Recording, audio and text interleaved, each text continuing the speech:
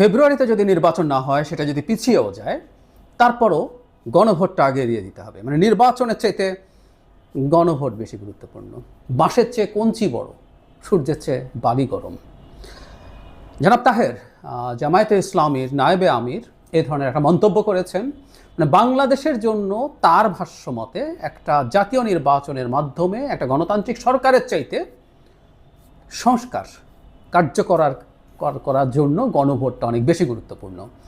যদিও গণভোটের যে প্যাটার্ন, যে ঢঙে এটাকে প্রপোজ করা হয়েছে, গণভোট ইটসেলফ একটা সংশয়ে পড়েছে। আমি জানি না সরকার নোট অফ ডিসেন্ট ছাড়া গণভোট দেবে কি না। যদি দেয় তাহলে এই গণভোটের কপালে খারাপই আছে। যাই হোক, জামাত দীর্ঘদিন থেকে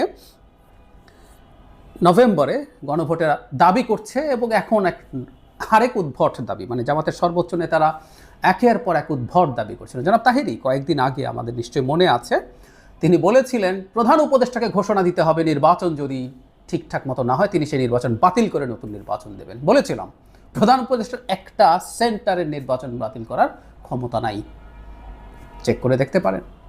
এই ক্ষমতা নতুন করে যদি দিতে চান আইন টাইন বানিয়ে, সেটাও সংবিধানের সাথে সাংঘর্ষিক হবে।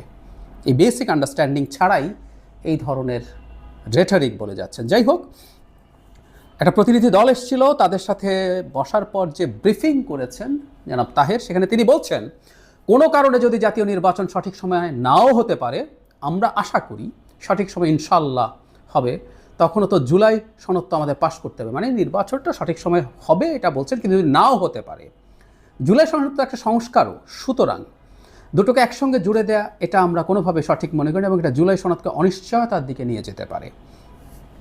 জাতীয় নির্বাচন ঠিক সময় না হলেও গণভোট আগে হতে হবে বলে মন্তব্য করেন তিনি বলেন একই দিনে জাতীয় নির্বাচন ও গণভোট হওয়া উচিত নয়, অনবরত বিলম্বে গণভোটের তারিখ ঘোষণা করতে হবে। তার মানে জামায়াতের কি কোথাও জানা আছে বা এরকম কোনো একটা প্রসেসের সাথে তারা জড়িয়ে আছে যে নির্বাচনটা, জাতীয় নির্বাচনটা ফেব্রুয়ারিতে হবে না, এটাকে ভণ্ডুল করা হবে, তাই গণভোটটা আগে করে নেই। একই দিনে গণভোট এবং জাতীয় নির্বাচন যদি হয়, তাহলে যদি জাতীয় নির্বাচন ভণ্ডুল করতে যায়, সেক্ষেত্রে তাদের কাঙ্ক্ষিত গণভোট হলো না। মানে আমাদের এই প্রশ্ন করতে হবে, বরং এটা করার মাধ্যমে আমাদের জনগণকে কি করতে হবে সেই একটা বার্তাও তিনি দিচ্ছেন। গণভোট নিয়ে জামাতের অবস্থান কেন এই রকম, সেটা নিয়ে আমার একটা টেক আছে। আমি অনেকবার বলেছি, লোয়ার হাউসে পিআর করে কয়েক মাস জামাত চেঁচিয়েছে, মাঠে কথা বলেছে, টকশোতেও আমরা প্রচুর ডিবেট করেছি, জেলা উপজেলায় মিছিল বিক্ষোভ করেছি, কিন্তু রেজাল্ট ইজ জিরো।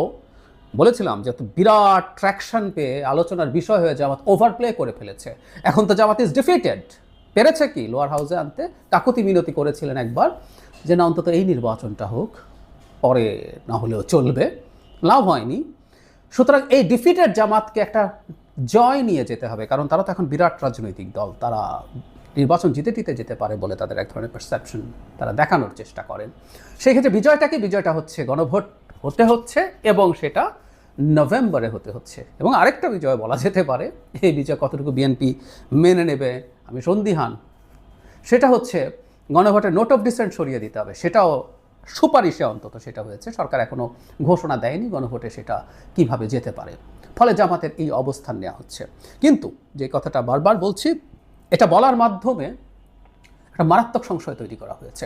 আমরা একটু সরিয়ে রাখি, বাংলাদেশের শেখ হাসিনার পতনের পর আমরা যদি একটা বেছে নিতে হয়, ইনফ্যাক্ট আমরা সবাই মানে আমরা যারা একটু বুঝি একটু পড়াশোনা আছে, দেশ দুনিয়ার খোঁজ খবর রাখি, শিক্ষিত শুধু না সচেতন মানুষও, তারা সংস্কার ব্যাপারটার গুরুত্ব বোঝেন।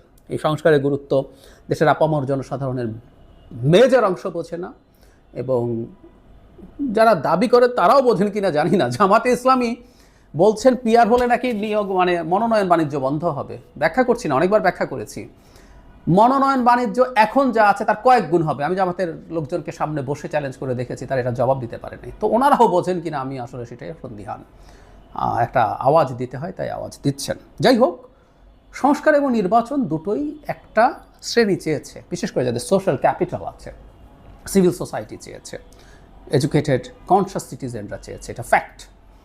কিন্তু আমাদেরকে যদি বেছে নিতে হয় একটা, আমি বলছি না বেছে নিতে হবে, কিন্তু আমি যদি একটা বেছে নিতে হয় যে বাংলাদেশে সংস্কার ছাড়া একটা নির্বাচন হবে, আমাদের যেভাবে নির্বাচন হতো তার মাধ্যমে একটা গণতান্ত্রিক সরকার গঠিত হবে, এটা একটা অপশন। আরেকটা হচ্ছে সংস্কার হবে কিন্তু নির্বাচন আনসার্টেন হয়ে যাবে, সংস্কারে গণভোট পাস হয়ে যাবে, তারপর নির্বাচন আনসার্টেন হয়ে যাবে। কোনটা মানুষ নেবে?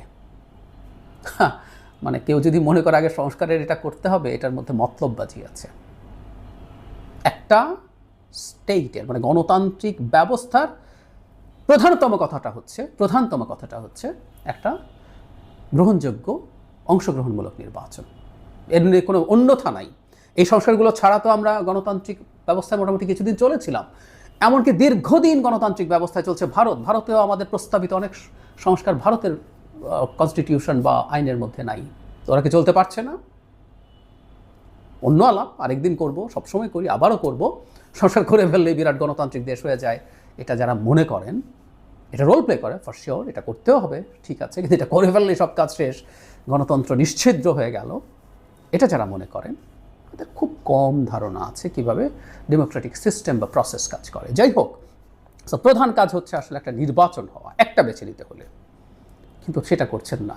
সংস্কার হলো, নির্বাচন পিছিয়ে দিলাম, এরপর এই সরকারে খেয়ে আসলো, ডক্টর ইউনূস থাকলেন না, আরেকটা সরকার হলো, আরেকটা অন্তর্বর্তী সরকার দাঁড়ালো, সেটার কোনো সীমা পরিসীমা নেই, আরেকটা ১/১১ ঘটলো, বা সরাসরি মিলিটারি ইন্টারভেনশন হলো, একটা গৃহযুদ্ধ শুরু হয়ে গেল, আমরা তখন সংস্কার ধুয়ে পানি খাবো।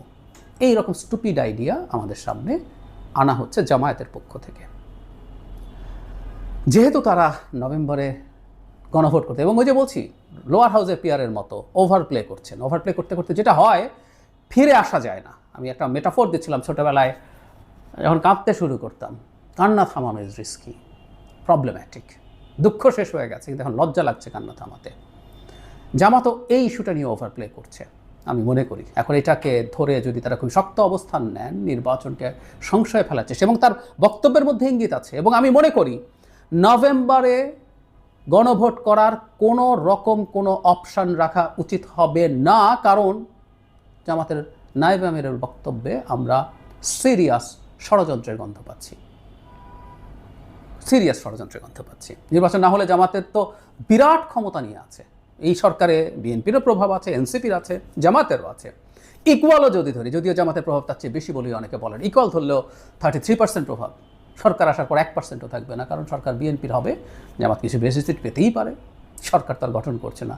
সো যতদিন এই ধরনের সরকার চলতে থাকবে, যতদিন এই ধরনের সরকারকে টেনে নিয়ে যাওয়া যেতে পারে, তার বিরাট লাভ হচ্ছে। সুতরাং জামাত এই ধরনের একটা ষড়যন্ত্রের পার্ট হওয়ার সমূহ সম্ভাবনা আছে, কারণ একটার পর একটা তাদের ইস্যু আনা, যেগুলো দিয়ে আসলে সব কিছু ডিসরাপ্ট করার চেষ্টা তারা করছেন। আমাদের সতর্ক থাকা দরকার।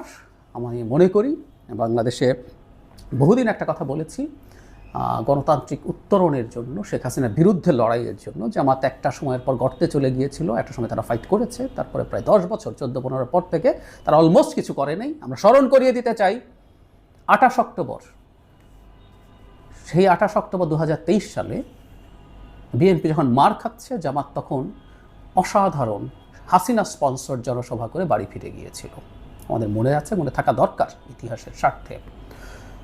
সে জামাত এখন তার এই ধরনের অ্যাটিটিউড দেখাচ্ছে, কিন্তু ওই যে বললাম, সে যেহেতু ক্ষমতার মধ্যে আছে, ক্ষমতার মধ্যে থাকার পরিস্থিতিতে আছে, কিন্তু যে বিএনপি ওই লড়াইটা করে গেছে, বাংলাদেশের গণতন্ত্রের ভ্যানগার্ড হয়েছে বিএনপি।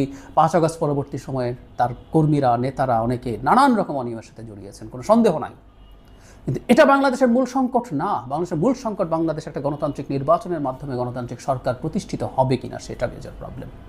এটা আমাদেরকে সিরিয়াসলি মনে রাখতে হবে। এবং এখনও বিএনপির বাংলাদেশের ডেমোক্রেটিক ট্রানজিশন পর্যন্ত গুরুত্বপূর্ণ রোল আছে। একই সাথে জনগণেরও এই ব্যাপারে অ্যালাইন থাকতে হবে। ওরা ক্ষমতায় আসার আগেই আমরা সমালোচনা করছি, বিএনপি যদি ক্ষমতায় যায় তখন আরও বেশি করব, কারণ বহুদিন বলেছি যে বহু ক্ষেত্রে সে অ্যাডমিনিস্ট্রেটিভ স্টেপস নিতে পারে না, বহিষ্কার করতে পারে, কিন্তু যেদিন তার অ্যাডমিনিস্ট্রেটিভ স্টেপস নেওয়ার মতো সুযোগ হবে, ক্ষমতা হবে, সেদিন সে কী করছে সেটার জন্য বিএনপিকে জবাবদিহিতার মধ্যে আনতে হবে। কিন্তু এই মুহূর্তে এই দেশের গণতান্ত্রিক রূপান্তরের জন্য, গণতান্ত্রিক পন্থায় ফেরত যাওয়ার জন্য বিএনপিকে গুরুত্বপূর্ণ রোল প্লে করতে হবে বলে আমি মনে করি, কারণ চারদিকে আমি ষড়যন্ত্রের গন্ধ পাচ্ছি।